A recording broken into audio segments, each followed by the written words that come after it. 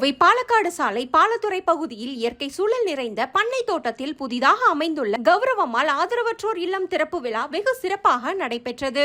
இதனை கௌரவம்மாள் ஆதரவற்றோர் இல்லம் நிர்வாக இயக்குநர்கள் முனிசாமி, செபஸ்டியன் மற்றும் சுந்தரம் ஆகியோர் இணைந்து நடத்தி வருகின்றனர். இங்கு 60 முதல் 70 வயதிற்கும் மேற்பட்டோர், வீட்டில் கைவிடப்பட்ட முதியவர்கள், சாலையோர முதியோர்களை அழைத்து வந்து விசாரித்த பின்னர் இங்கு சேர்க்கப்பட்டு வருகின்றனர்.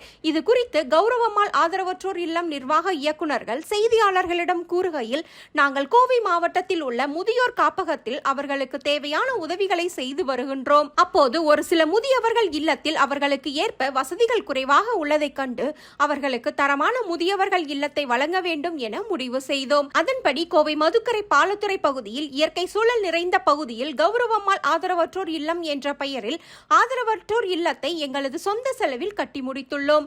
அரசாங்கம் பதிவில் கௌரவம்மாள் ஆதரவற்றோர் இல்லம் தற்போதே திறக்கப்பட்டுள்ளது.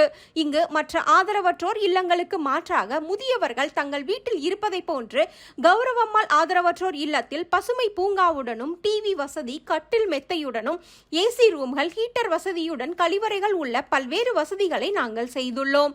தற்போது கௌரவம்மாள் ஆதரவற்றோர் இல்லத்தில் சுமார் 30க்கும் மேற்பட்ட முதியவர்கள் தங்குவதற்கு வசதிகள் உள்ளது.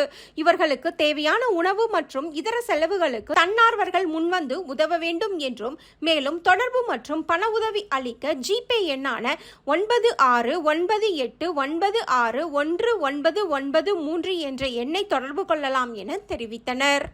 அந்த சாலையோரம் வசிக்கிறாங்க இல்லைங்களா, அவங்களுக்கு வந்து உண்மையிலேயே வந்து உங்களுக்கு எதுவும் உங்களுக்கு அரவணைப்பு இல்லை அப்படின்னாலும் அவங்களே நான் கூட்டிகிட்டு வந்து நாங்கள் பார்த்துக்கிறேங்க. அவங்களுக்கு ஏதாவது துணி இல்லைன்னா துணி எடுத்து கொடுக்கறதுக்கு, வேறு என்ன அவங்களுக்கு வசதி என்ன செலவு என்ன பண்ணணுமோ அது எல்லாமே நாங்கள் பண்ணுறோங்க. பண்ணுவோம், கண்டிப்பாக பண்ணுவோங்க. நாங்கள் அந்த வந்து அறக்கட்டையில் நாங்கள் ஆரம்பிச்சிருக்கேன். கவர்மெண்ட் ஆதரவற்றோர் இல்லம் அப்படின்னா அம்மா பேர் இதுங்க. அம்மா பேர் வச்சு நாங்கள் ஆரம்பிச்சிருக்கிறோம். நாங்கள் அதுங்க அதே மாதிரியே ஜாதி மதம் இந்த மாதிரி வந்து இவங்க இந்த ஜாதி தான் இருக்கணும், அந்த ஜாதி தான், அது மாதிரி வேறுபடே கிடையாதுங்க. இன்னொன்று இந்த மதம் அந்த மதம் அந்த மாதிரியும் கிடையாதுங்க. அது இந்து தான் இருக்கணும், முஸ்லீம்ஸாக இருக்கணும், கிறிஸ்டின்ஸாக இருக்கணும், அப்படி ஒரு இதே இல்லைங்க. எல்லாருமே எந்த மதமாக இருந்தாலும் சரி, எந்த ஜாதியாக இருந்தாலும் சரி, எல்லாத்தையும் நாங்கள் வந்து அரவணைச்சு நாங்கள் பார்த்துக்கிறோம்.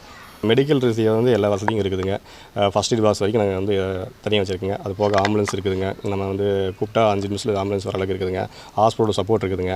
எல்லாமே வந்து ஒரு ஃப்ரெண்ட்ஸ் சர்க்கிள் எல்லாமே சப்போர்ட் பண்ணி கொடுத்துருக்காங்க.